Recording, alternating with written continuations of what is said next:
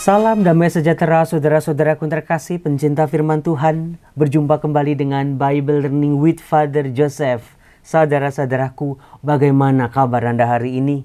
Senang rasanya hari ini saya masih bisa menyapa Anda kembali. Doa saya buat Anda hari ini adalah semoga pelan-pelan dalam proses kehidupan kita bersama Tuhan, ketika kita berdoa, ketika kita menjalani hidup sebagai orang beriman, ketika kita berani mengandalkan Tuhan, pada akhirnya kita sampai pada sebuah level titik rasa percaya, yaitu tiada yang mustahil bagi orang percaya. Silakan tulis kalimat ini di kolom komen lalu katakan amin. Memang Romo, itu kalimat sakti Romo, kalimat yang luar biasa yang bisa mengubah, yang menguatkan, yang menopang. Tiada yang mustahil bagi orang percaya. Amin, amin, amin Romo. Saya mengharapkan dalam semua lika-liku kehidupan kita, proses kita bersama Tuhan, pada akhirnya, iya sih Romo, saya percaya Romo, tiada yang mustahil bagi orang yang percaya. Kuncinya tinggal apakah kita mau percaya atau tidak. Yang kedua, kepada siapa kita percaya? Yuk saudara-saudara, kita bahas video kali ini yang memang luar biasa. Bacaan pertamanya, bacaan keduanya, bacaan Injilnya memang ciamik tenan. Tapi sebagaimana janji saya mau menyapa dulu nih penonton Bible Learning yang sudah nulis di kolom komen. Itu yang dari Klaten, luar biasa. Kemudian juga dari Pangkal Pinang, Bangka. Waduh, ternyata juga ada. Kemudian dari mana lagi? Dari Kupang. Romo selalu lupa sama Kupang NTT. Lalu juga dari Bogor, Malang, Bandung, dan Solo. Semoga semua dari Anda diberkati. Saudara-saudaraku yang terkasih, ketika kita mendengar tiada yang mustahil bagi orang percaya, itu saya baru saja nih, beberapa jam yang lalu lah saya mengalami, saya mengamini, saya percaya itulah yang terjadi. Jadi begini, Anda kan pernah mendengar mungkin di Instagram saya ataupun di video Bible Learning bahwa di Keuskupan Agung Jakarta itu tim TSBP 3 ada komisi liturgi, ada komisi kitab suci, saya ketuanya, ada komisi katekese, ada juga melibatkan orang-orang muda. Kita diminta untuk bikin program untuk tahun 2025. Jadi ceritanya itu tahun lalu kita disuruh bikin acara bersama, acara prioritas. Lalu nggak ada ide sana sini. Akhirnya ada ide nih, yaitu gimana kalau kita bikin kongres ekaristi. Saya punya teman-teman, saya kenal Romo Eko, saya kenal Romo Koko, saya kenal Romo Uut, saya kenal Edi, saya kenal Riko dari Domus Cordis, saya kenal David dari LOJF. Ini pembicaranya nih luar biasa semua nih. Gimana kalau saya kumpulin teman-teman saya, kita bikin kongres ekaristi yuk buat orang muda. Supaya orang muda ini mau lagi kembali ke gereja, bisa menghayati ekaristi. Karena saya bilang ini Katolik ini momennya lagi bagus. Habis kedatangan Paus, misa di GBK waktu itu di Senayan. Bagus, hening, betul-betul menyentuh. Gimana kita mengambil momen ini, momentum ini, kita ajak balik nih anak-anak muda. Lalu juga ada umat-umat berkebutuhan khusus yang seringkali tersingkirkan. Maka disepakatilah tanggal 8 sampai tanggal 9 Maret 2025. Kemudian rapat situ. Diputuskan setiap paroki di KAJ itu mengirimkan 7 orang mudanya, termasuk di situ ada sahabat tuli, sahabat tunanetra, orang-orang berkebutuhan khusus. Apa yang terjadi saudara-saudara? Sampai, bayangin ya, di Keuskupan Agung Jakarta itu ada 69 paroki. Setiap paroki itu harus ngirim 7. Sampai H-5, bayangin ya, H-7 lah katakanlah. Itu baru berapa paroki coba yang mendaftar? Ternyata bikin kita ketar-ketir, bikin kita geleng-geleng. Apa yang terjadi? Dari tim kami, Romo, gimana ini? Yang daftar H-7 itu minggu kemarin baru 8 paroki dari 69 paroki.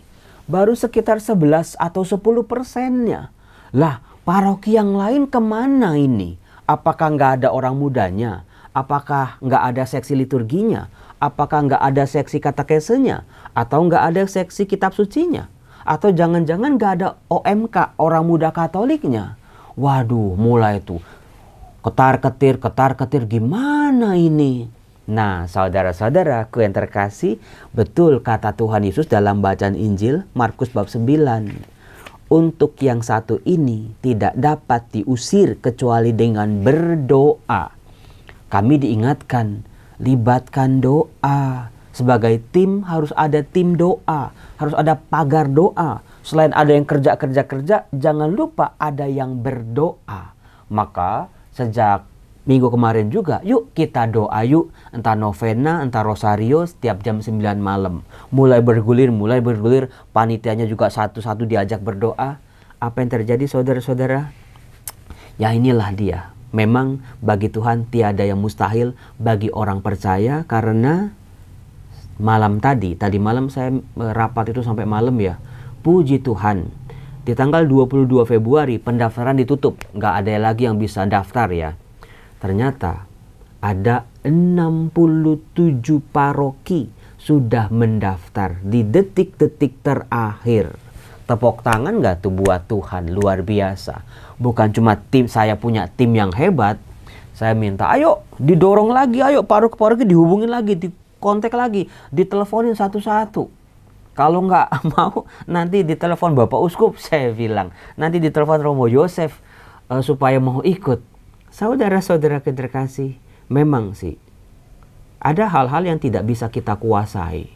Terutama orang lain, keputusan orang lain, hidup orang lain, kesibukan orang lain. Kita nggak bisa maksa. Yang cuma bisa kita lakukan adalah mengarahkan, membimbing. Tapi kan keputusan di tangan mereka. Nah, dalam konteks ini gimana ini? Orang kan sibuk, orang kan punya masalah masing-masing.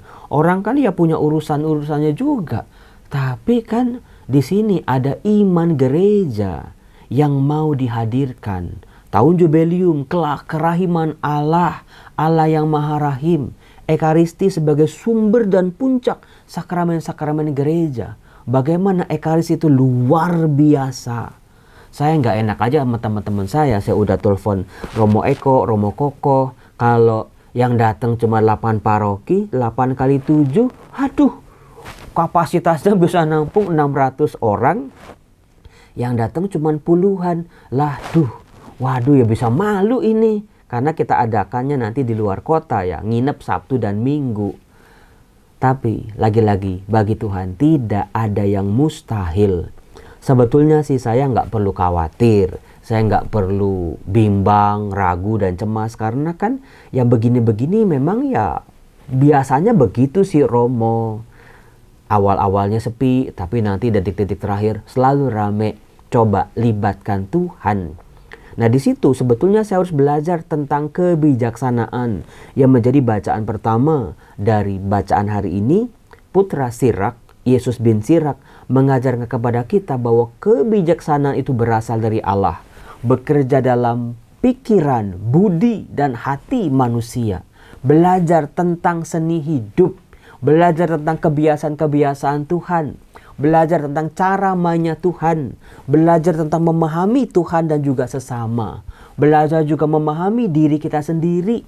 Nah sebetulnya kalau yang begini-begini sih harusnya Romo Yosef nggak perlu khawatir lagi. Karena sudah ditempa oleh aneka macam pengalaman-pengalaman sebelum-sebelumnya. Memang sudah terjadi. Bagi Tuhan tidak ada yang mustahil. Apalagi buat orang percaya. Silakan yang belum tulis komen nih. Tulis di kolom komen. Tiada yang mustahil bagi orang percaya. Makanya ada lagunya kan. Coba Anda nyanyi deh. Saya tuh rada lupa. Bagi Tuhan tak ada yang mustahil. Bagi Tuhan tak ada yang tak mungkin mujizatnya. Dan lanjutkan sendiri. Itu lagu itu tuh bagus banget. Bagi Tuhan memang tidak ada yang mustahil, tapi Tuhan minta aku untuk percaya. Percaya udah Romo, tapi kurang satu. Apa Romo? Ada dua saudara-saudara kekuatan bagi kita orang beriman ini. Kalau kita berhadapan dengan kemustahilan, sesuatu yang berat, sesuatu yang di luar jangkauan kita, sesuatu yang tidak bisa kita tentukan sendiri, yaitu percaya dan berdoa. Apakah Anda sudah percaya? Berapa level rasa percaya Anda pada kemahakuasaan Tuhan? Apakah Anda sudah memiliki hidup doa, kebiasaan doa yang rutin, doa yang bukan cuma di mulut, doa bukan cuma yang formalitas diulang-ulang doang, tetapi doa berbicara secara mendalam dengan Tuhan. Dua kekuatan itulah yang menjadi kekuatan atau kunci bagi orang beriman. Kalau kita baca Injil Markus bab 9 ayat 14 sampai 29. Saudara-saudara, kalau di ruah saja ya, itu sampai hampir satu halaman penuh itu. Bulak-balik, panjang sekali. Ayat 14 sampai ayat 29. Pada waktu itu, kisah ini adalah lanjutan dari bagaimana Tuhan Yesus membawa 3 muridnya, bukan? Petrus, Yakobus, dan Yohanes ke sebuah gunung. Di atas gunung Tuhan Yesus bertransfigurasi. Lalu diceritakan ketika Tuhan Yesus turun, Tuhan Yesus berjumpa dengan sisa-sisa muridnya, 12 dikurangi 3, maka 9 muridnya sedang dikerumuni oleh orang banyak. Dikatakan ketika melihat Yesus, orang banyak itu tercengang-cengang semuanya. Waduh, saya yakin mereka itu kan bukan pertama kali melihat Yesus. Tapi mengapa? Apakah Anda sadar? Ini Injil Markus sudah sampai di tengah-tengah.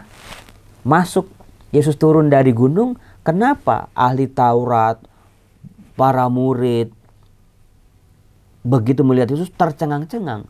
Apakah ada sesuatu dalam diri Yesus? Penampilannya, penampakannya berbedakah? Itu menjadi sebuah pertanyaan bagi kita. Tuh, kenapa ya mereka tercengang-cengang? Dan bergegas menyambut dia. Ketika Yesus bertanya kepada mereka, apa yang kamu persoalan dengan mereka? Kata seorang dari orang banyak itu, Guru, anakku ini kubawa kepadamu karena ia kerasukan roh yang membisukan dia. Saudara-saudaraku, ada seorang ayah membawa berita bahwa anaknya sedang kerasukan setan. Anaknya yang membuat anaknya bisu. Tapi dikatakan ternyata bukan cuma bisu saja. Setiap kali roh itu menyerang, jadi nggak terus-terus tapi sering. Anakku dibantingnya ke tanah, lalu mulutnya berbusa, giginya berkeretakan, tubuhnya menjadi kejang. Bayangin saudara-saudara, penderitaan yang dialami oleh anaknya ini, penderitaan juga yang dialami oleh ayahnya ini. Romo, kayaknya pernah ya perempuan Sirofenisia, perempuan Kanaan, bukan? Di Markus bab sebelumnya juga mengalami seorang ibu, anaknya sangat amat menderita karena kerasukan setan. Ada juga kisah kerasukan setan di Gerasa, bukan? Sama ini. Aku sudah minta kepada murid-muridmu supaya mereka mengusir roh itu, tetapi mereka tidak dapat. Mudah-mudahan Anda yang nonton video Bible ini nggak kaget sih. Karena apa? Romo Yosef sudah pernah mengatakan Injil Markus adalah Injil pemuritan, di mana ditampilkan para murid yang gagal. Bukan para murid yang sempurna, bukan para murid yang langsung jadi dengan rasa percaya mereka.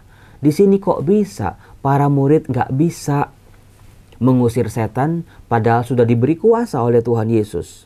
Maka Yesus berkata kepada mereka, "Hai kamu angkatan yang tidak percaya, berapa lama lagi aku harus tinggal di antara kamu? Berapa lama lagi aku harus sabar terhadap kamu?" Itu sebuah kata-kata yang cukup keras yang dilontarkan oleh Yesus kepada para muridnya ketika para murid tidak percaya atau kurang percaya.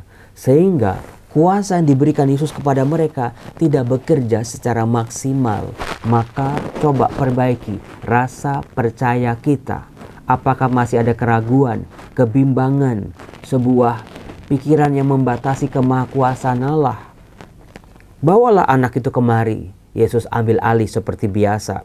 Lalu mereka membawanya kepada Yesus.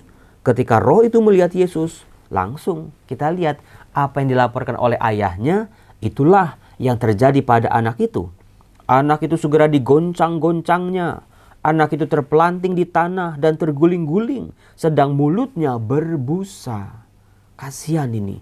Coba Anda bayangkan ya seperti apa anaknya ini. Mirip-mirip seperti orang yang kerasukan setan di Gerasa, bukan? Yang memukul-mukuli dirinya dengan batu, yang diikat dengan rantai tapi semuanya diputuskannya. Kemudian Yesus bertanya kepada ayah anak itu, sudah berapa lama ia mengalami ini? Jawabnya, sejak masa kecilnya. Jadi sebuah penderitaan yang sudah sangat amat lama, sangat membuat si anak ini hancur-hancuran, mengerikan keadaannya. Ditambahkan informasinya, seringkali roh itu menyeretnya ke dalam api ataupun ke dalam air untuk membinasakannya. Jadi saudara-saudara, dalam tradisi Timur Tengah kuno, roh-roh yang tidak bisa kembali ke dunia roh itu membutuhkan sebuah media untuk bisa pulang kembali. Nah, kalau orang sudah terpisah dari jasadnya dan nggak bisa balik, itu membutuhkan media. Medianya apa? Seringkali roh-roh ini memasuki manusia-manusia tertentu yang punya kepekaan tertentu untuk menjadi jembatan masuk ke dalam dunia roh. Maka roh-roh ini ketika masuk ke seseorang sebetulnya untuk membuat orang itu binasa, mengakhiri hidupnya, sehingga dengan demikian mereka bisa masuk ke dalam dunia roh. Nah, di sini bisa dibayangkan sebetulnya ya, di balik kesengsaraan anak ini sebetulnya bisa digambarkan anak ini begitu kuatnya, sangat kuat, enggak mati-mati, itu maksudnya. Jadi bagaimana nih kita berhadapan dengan pribadi manusia, meskipun dia sebagai seorang anak sejak masih kecil udah kerasukan, tapi dia kuat. Lalu Yesus, sebab itu jika bapaknya ngomong, sebab itu jika engkau dapat berbuat sesuatu, tolonglah kami dan kasihanilah kami. Mungkin dua ungkapan terakhir, kasihanilah kami dan tolonglah kami, enak kedengarannya. Tapi bapak ini ngomong apa? Jika engkau dapat. Tuhan, jika kuasamu bisa mengusir kuasa roh-roh jahat ini. Maksudnya seperti itu. Ada keraguan, ada kebimbangan, ada rasa kurang percaya di sini. Maka Tuhan Yesus bertanya, katamu jika engkau dapat. Halo, ingat loh, tidak ada yang mustahil bagi orang percaya. Kata-kata itu dikatakan Yesus kepada si ayah ini, dikatakan juga kepada saya seorang Romo Yosef, dikatakan juga buat kita pembaca firman Tuhan. Halo teman-teman, anakku, sahabatku, tidak ada yang mustahil bagi orang percaya. Segera ayah anak itu berteriak, aku percaya, tolonglah aku yang kurang percaya ini. Saudara-saudara, yuk perbaiki rasa percaya kita. Ditambah, bisa naik tingkat, turun dikit nggak apa-apa tapi naik lagi. Jangan kok dulu percaya, dulu ke gereja, dulu mengandalkan Tuhan, tapi sekarang karena kekecewaan, lama-lama ya udah setengah-setengah, tinggal seperempat, lama-lama iman rasa percayanya habis. Siapa yang sering kali kayak gitu? Kemudian singkat cerita, Yesus mengusir roh dari anak itu, sehingga anak itu pingsan. Orang mengatakan dia sudah mati, tetapi Yesus memegang tangannya, membangunkannya, lalu ia bangkit berdiri. Nah, luar biasanya, tadi di awal Yesus memang menghardik atau memarahi para muridnya, hai kamu orang angkatan yang kurang percaya, sampai berapa lama lagi aku harus tinggal di antara kamu? Sampai berapa lama lagi aku harus sabar? Tetapi Tuhan Yesus di akhir kisahnya ngajak ngomong lagi para murid ini. Setelah mereka sendirian, para murid bertanya, mengapa kami tidak dapat mengusir roh itu? Yesus menjawab, jenis ini tidak dapat diusir kecuali dengan berdoa. Jadi Tuhan Yesus juga tahu ya, ada jenis-jenis roh jahat, ada yang kuat, ada yang lemah, ada yang membutuhkan rasa percaya yang lebih kuat lagi, ada yang membutuhkan doa. Kuasa doa itu luar biasa saudara-saudara. Jangan pernah ragu dengan kuasa doa. Setiap Anda tutup mata, lipat tangan, tundukkan kepala Anda, syukur, permohonan pada Tuhan, itu kekuatan kita. Percayalah pada setiap kata yang keluar dari mulut kita ketika kita berdoa. Karena tiada yang mustahil bagi orang percaya kalau dia berdoa. Salam damai sejahtera, Tuhan Yesus memberkati kita semua. Semoga hari ini betul-betul apa yang mustahil dibuka oleh Tuhan buat kita. Amin, amin, amin. Salam, Tuhan berkati.